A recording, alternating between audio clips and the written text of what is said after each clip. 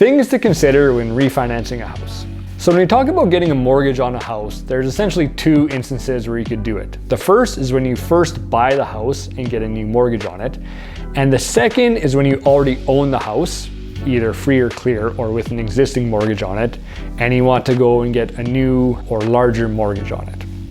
So we call this refinancing a house. Now, when you go to refinance a house, typically a bank will give you up to 80% of the current value of your house. So if I have a house that's worth $100,000 and over the years I paid it down to $50,000, I could go back to my bank and say, hey, Mr. Banker, I'd like to refinance this house for $80,000. They'll say, okay. They will give you $80,000, 50 of which will stay on to cover the old mortgage, and $30,000, which will be basically a check to you in your bank account.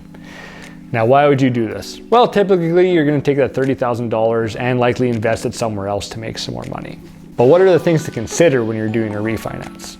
Well, for starters, if you have an existing mortgage on it, you need to look at what term is left. If you're renewing early before your term expires, you might have penalties or interest payments to make to the bank. The second thing is, depending on if you go with your existing bank or a new bank, you might need to re-qualify for that mortgage.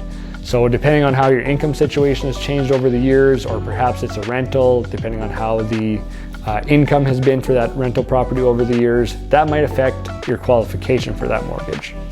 The third is you'll likely need to get an appraisal. That's how the banks know what the current value is and what they will lend up to. And depends on the bank, but sometimes this might be charged back to you.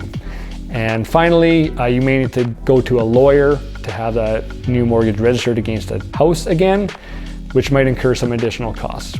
So that's another important thing to know is all the steps you have to do and all the costs that you might incur along the way to see if it makes sense to actually remortgage your house.